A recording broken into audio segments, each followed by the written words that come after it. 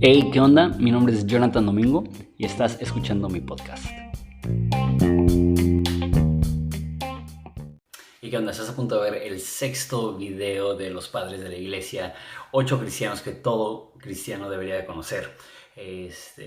Vamos a considerar Antonio el Grande, lo he dicho en cada video, pero te conviene escucharlos en secuencia. Si no, mínimo el anterior de Atanasio definitivamente lo tienes que escuchar porque hago mucho referencia a ese video. Si deseas apoyar lo que estamos haciendo en este canal, puedes ir a Patreon y ahí puedes escoger un nivel. Si patrocinas con $1, recibes el libro Cristianismo Orgánico que escribí, y a partir de $5 tienes acceso a las 2 masterclasses que estoy dando, que es Romanos y Teología Básica, y aparte hay muchísimos más beneficios si te interesa darte una vuelta por allá. Sin más que decir, esto es Antonio el Grande.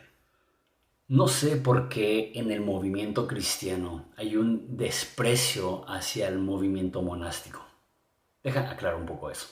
En el movimiento protestante, que es el cual yo pertenezco, la idea de monasterios o monjes es muy ajeno a lo que creemos, y no solamente ajeno a lo que creemos, lo vemos como si fuera algo necio o algo negativo. No voy a hablar por todos, voy a hablar por mí mismo. Desde que tengo uso de razón como cristiano, he pensado negativamente acerca de esa idea de retirarte del mundo. Pienso en la gran comisión: vayan a todo el mundo y hagan discípulos. Y el retirarte, a mi parecer, va totalmente en contra o opuesto a eso. Sin embargo, el personaje del día de hoy me reta en ese sentido. Porque yo veo, o quizá antes de considerar a esa persona, yo veía el movimiento monástico como negar la influencia que Dios quiere que tengamos. Sin embargo, Antonio el Grande es una de las personas más influyentes en la historia de la iglesia.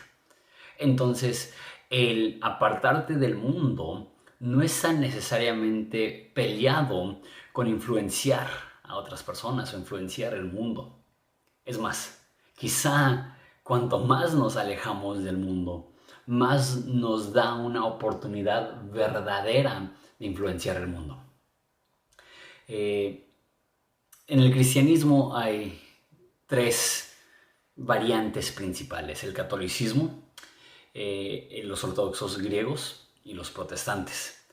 Antonio el Grande es una figura principal para católicos y para ortodoxos griegos, y hay otras cuantas variantes del cristianismo. Una que es probablemente la más importante dentro del cristianismo histórico, que no es ni católico ni ortodoxo griego, son algunos que se llaman cópticos. Ellos existen hasta la fecha de hoy.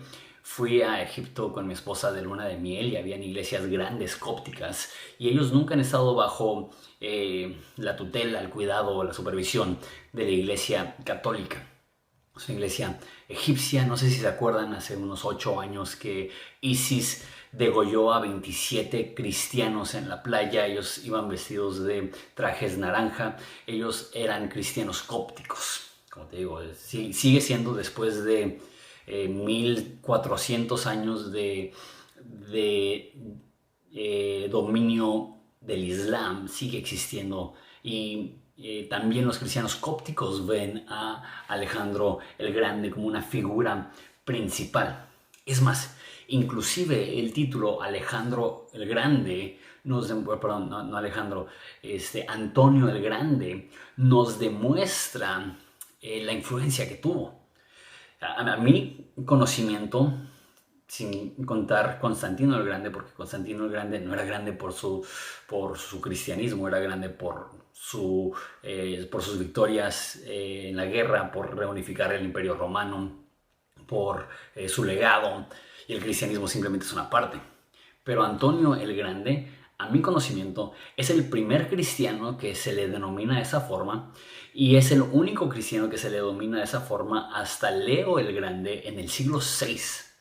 Entonces, imagínate la estima que le tiene la iglesia para que sea la única persona. No es Agustino el Grande, no es Atanasio el Grande, pero sí tenemos a Antonio el Grande. Esta persona analfabeta, pobre, que vivía en el desierto casi toda su vida, tuvo ese nivel de importancia. Nunca fue pastor, nunca se casó, nunca, nunca hizo aquellas cosas que muchas personas consideramos como grandeza. Sin embargo, es el padre del movimiento monástico, que una vez más, que aunque los protestantes quizá eso no significa la gran cosa, ¿cuántos monjes hay en el mundo? ¿Cuántos conventos hay en el mundo? E inclusive de manera indirecta sí influye dentro del protestantismo. ¿Por qué? Porque Martín Lutero era un monje agustino, un monje, y de hecho San Agustín fue altamente influenciado por Antonio el Grande. Entonces, él nació en el año 251 de nuestra era, al sur de Egipto, y era de una familia adinerada. Y a los 20 años aproximadamente murieron sus papás y él heredó una hacienda de 300 hectáreas, muy grande. No tengo idea de cuánto podía producir una hacienda así. Sin embargo, imagínate tener 20 años y heredar algo que vale probablemente millones de dólares. Él estaba pensando como cualquiera de nosotros, ¿qué me voy a comprar? Quiero un camello nuevo con rines, ¿no? Quiero un camello que tenga sistema GPS de lo más reciente. Cualquier persona estaría pensando en eso. Una casa con una alberca. Y cuando él estaba considerando qué debería de hacer con todo el dinero que acababa de heredar prematuramente, porque sus papás murieron cuando él estaba joven, él fue a la iglesia. Sus papás eran cristianos, lo inculcaron en la iglesia. Fue a la iglesia y le tocó que estaban predicando acerca del joven rico. Y cuando dijeron, vende todo y sígueme, él sintió que Dios le habló.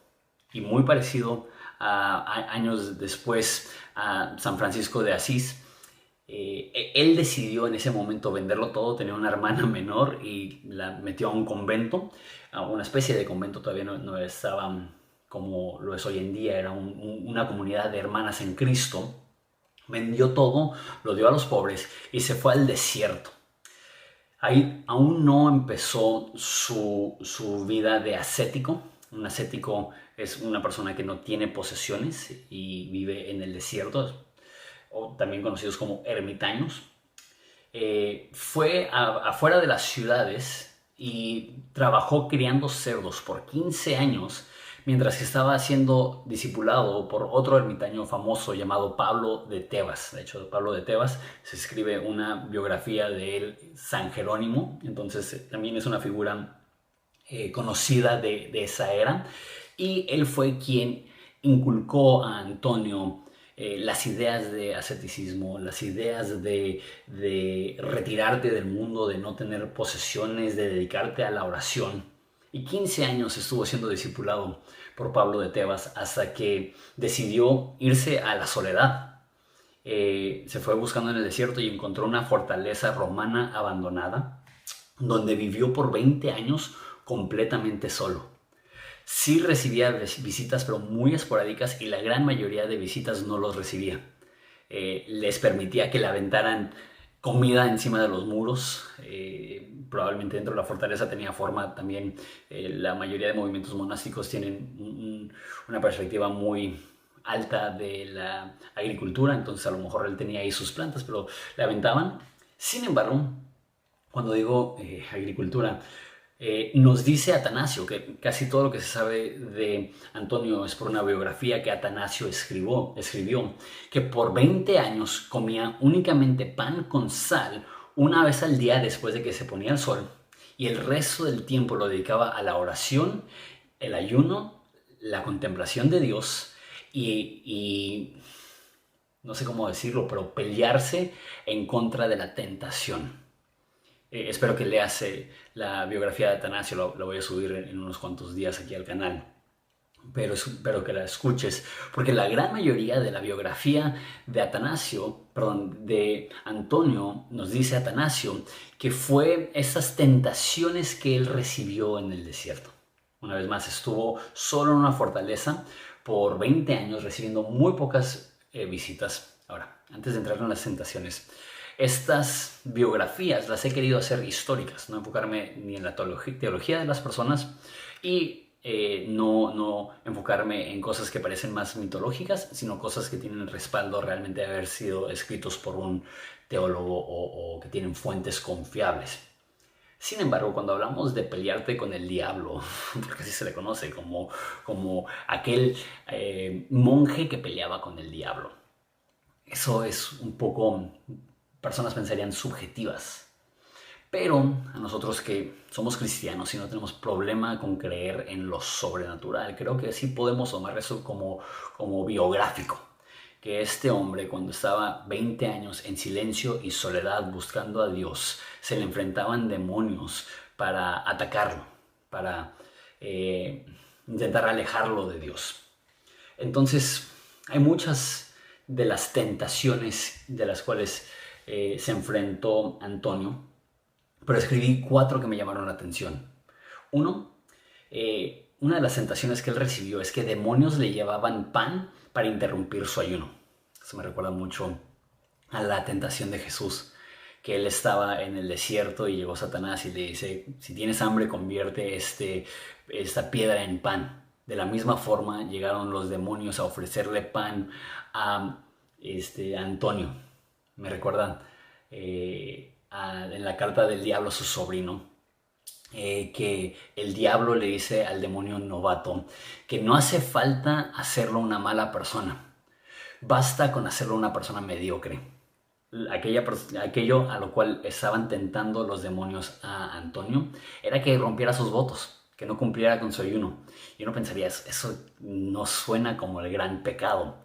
Sin embargo, el romper con tus promesas a Dios, el no cumplir con tus promesas a Dios, te hace una persona mediocre y esa es una gran victoria para el enemigo. El enemigo la mayoría del tiempo no va a buscar hacerte una mala persona. Va a buscar hacerte una persona incumplida.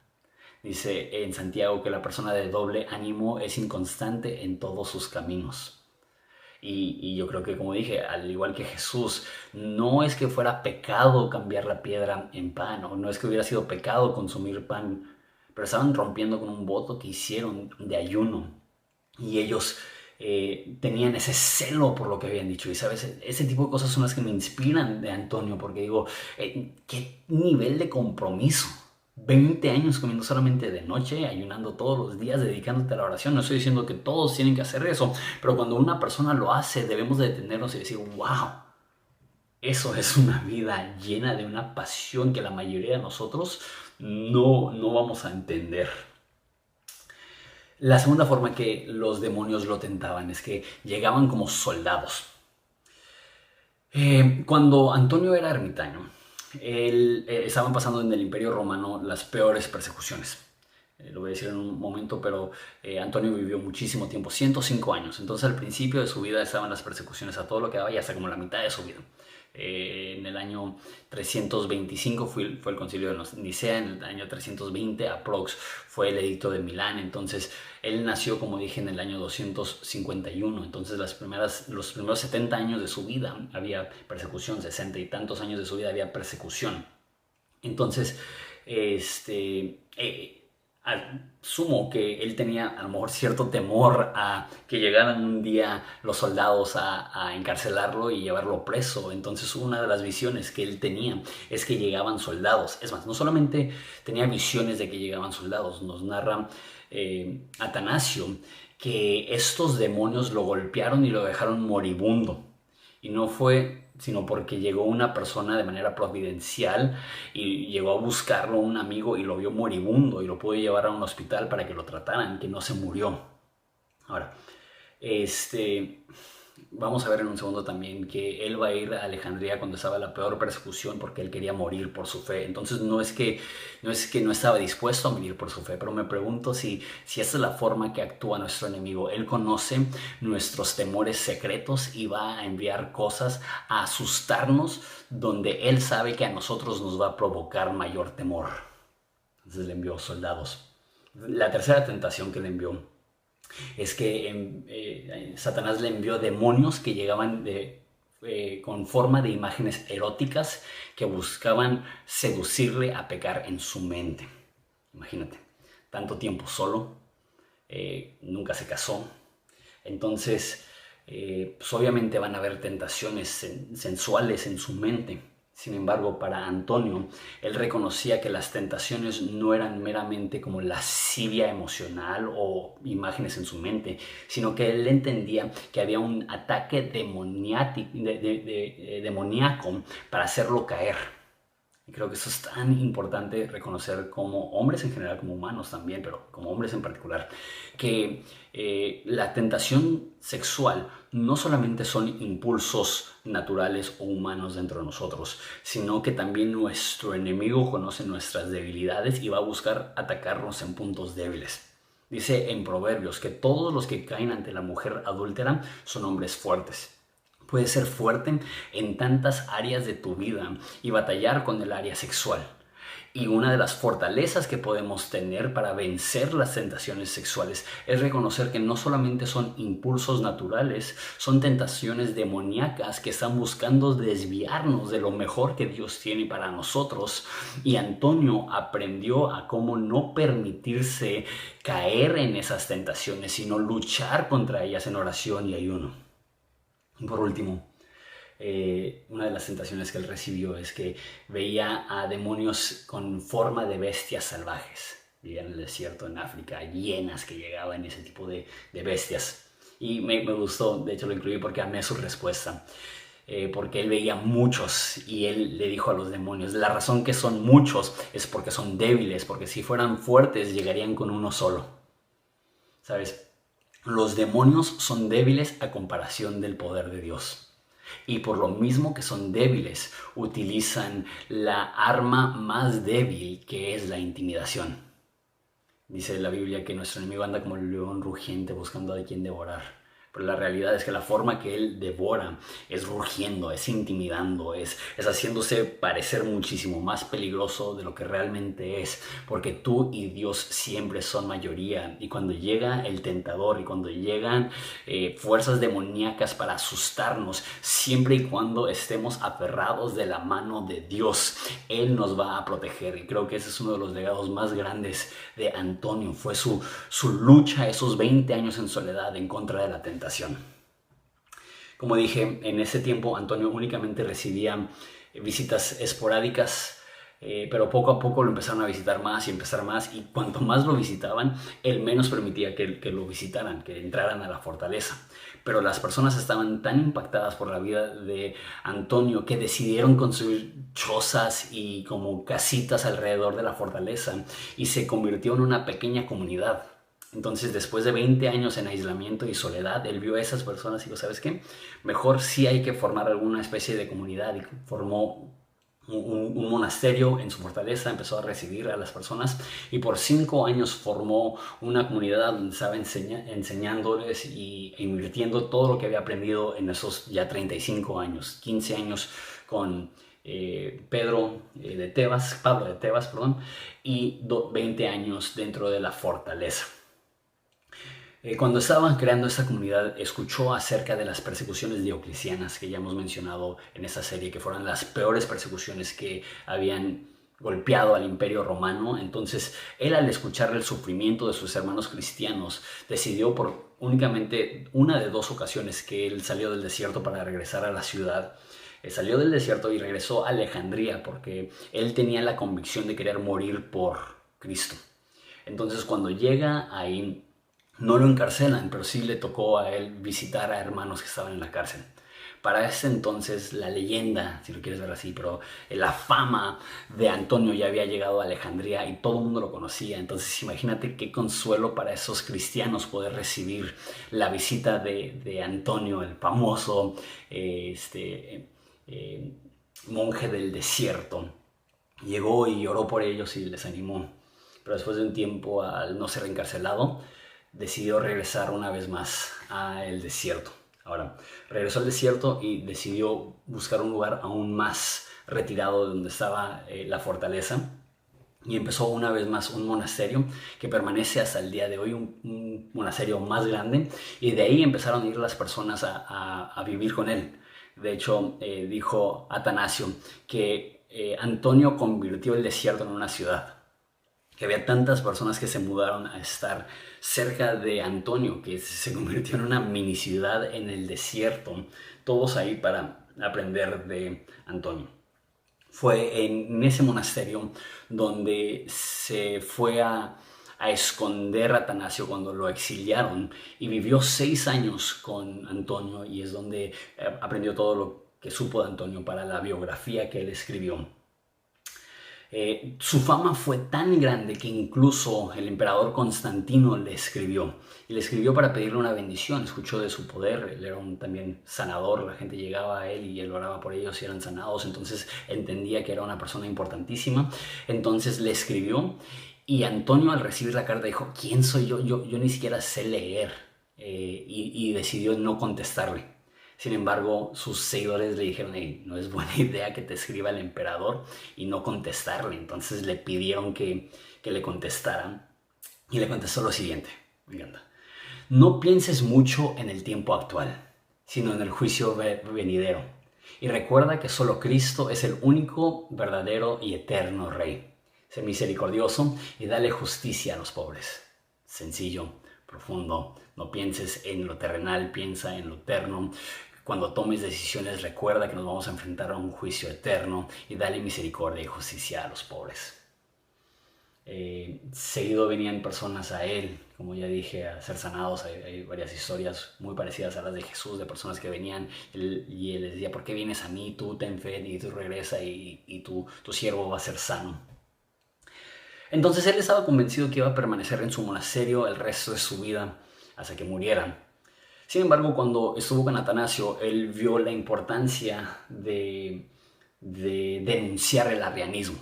Y a sus 95 años escuchó que en Alejandría había personas que estaban diciendo que Antonio era arriano. Entonces, a sus 95 años viajó del desierto a Alejandría para ir a refutar a esas personas, y empezó a predicar el mensaje trinitario. Ahí es donde se une un poco a los últimos cuantos videos que hemos visto, que también Antonio denunció el arrianismo y fuertemente predicó en pro de la Trinidad.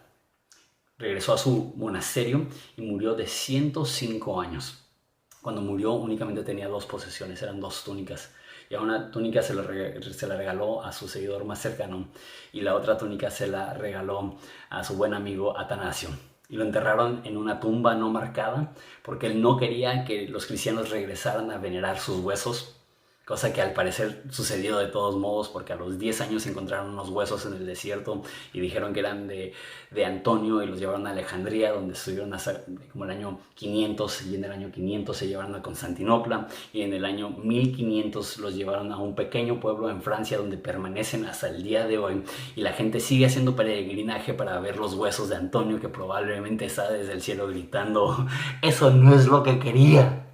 Pero bueno, él quería una vida de soledad, y ni aún en muerte lo dejan solo al pobre hombre. Él convirtió el desierto en una ciudad. Aquí escribí: porque aunque él amaba la soledad, la influencia lo seguía, y hasta la fecha. Los dejo con esta cita de él. Él dijo: llegará el día donde todo mundo perderá la cabeza, y le dirá a los únicos cuerdos que ellos están locos. Y me pregunto, si nosotros que vemos la vida de Antonio y decimos: ese vato está loco, 20 años solo, 20 años peleando con el diablo, 20 años ayunando todos los días, está loco. Pero me pregunto si los locos somos otros. Somos los que, como Constantino, quizá nos hemos enfocado tanto en el hoy y ahora, que hemos olvidado lo que él les dijo: no pienses mucho en el tiempo actual, sino en el juicio venidero. Y recuerda que solo Cristo es el único verdadero Rey eterno. No te estoy diciendo que vendas todo y te vayas a vivir al desierto, a menos de que Dios se lo esté indicando. Si Dios se lo está indicando y llega un demonio a ofrecerte una salida con un pedazo de pan, ¿estarías dispuesto a pelear como Antonio? ¿Sería yo dispuesto a tomar mi fe y mi relación con Jesús así en serio? Quisiera saber la respuesta a eso. Entonces, Antonio el Grande.